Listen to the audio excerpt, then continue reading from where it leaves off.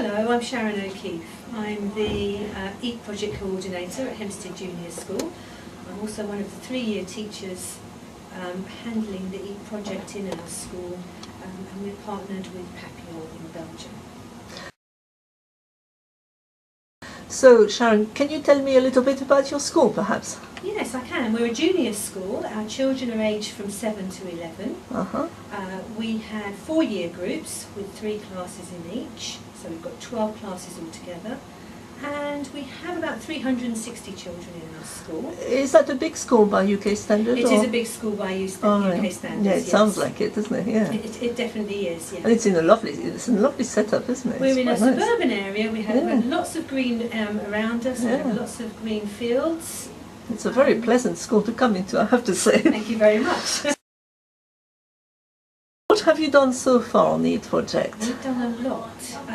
We sent our children home to speak to their parents and grandparents about eating habits across the generations, and we also asked them to research traditional British recipes. How did they enjoy doing that? Very much. They enjoyed it very much, especially finding out about the eating habits of their parents and grandparents and how some of the things were similar and some of the differences. I think that was a suggestion from our Romanian partner, and that was a good idea, wasn't it? It was a fantastic idea, because even now some of the children in this class have grandparents who were in the Second World War, of course, with rations of food, so their diets were very, very different to the children's. Gosh, how interesting. So there's a bit of history at the same time. It's been history as well as talk of interdisciplinarity. Absolutely.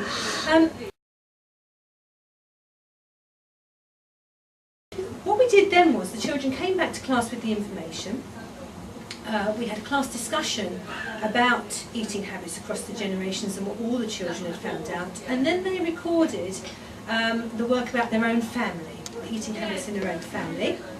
And then what we did, as a class display, which you can see behind me, children picked elements of the food from their own grandparents, parents, and their own eating habits, and we compared similarities and differences of the different foods across the generations.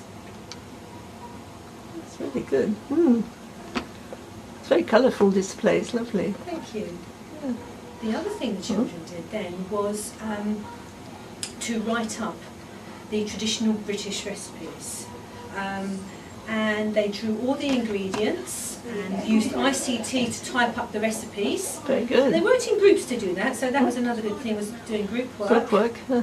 And they presented them in a sort of poster format with the recipe in the middle and all the ingredients around the outside. All right. And those are on display in the front area of the school. You would say that the pupils enjoyed the project, did they?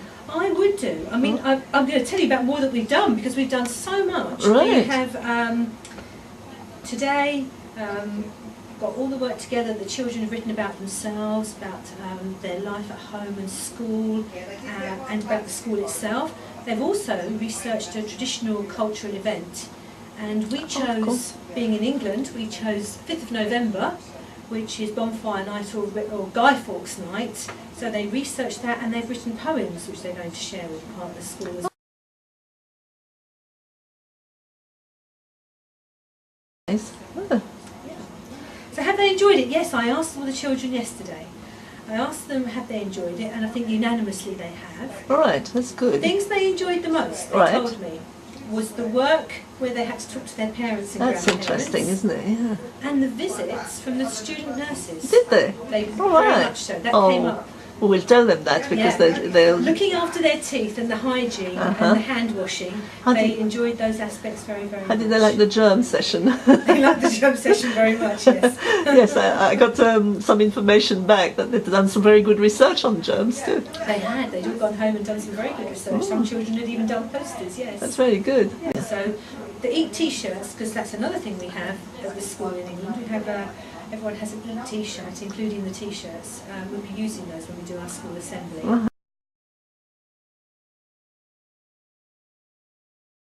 So, what would you say are the benefits of your involvement in the project? There's quite a few benefits. The obvious one we thought at the first was that it links in with our science topic on teeth and eating. It's just another dimension to that.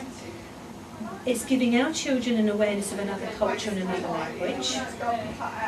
They've been able to compare the similarities and differences between the partner school and our school from the pictures they've seen so far.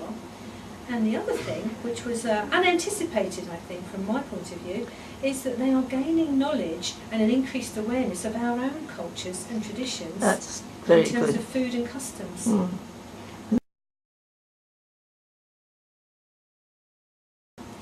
So, lastly, do you have a message for your linked school? I do, yes, hello. I think I'm going to say this right, Goeiedag, Papillion.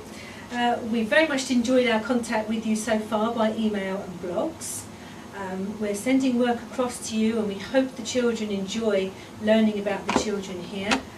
They are very excited to hopefully find out more about the children in the school in Belgium. I think we've had a really good start to our partnership, and I hope we can forge a long-term and successful partnership. And I'm going to finish, because it's this time of year, to wish you all a happy Christmas and all the best for 2009. Thank you.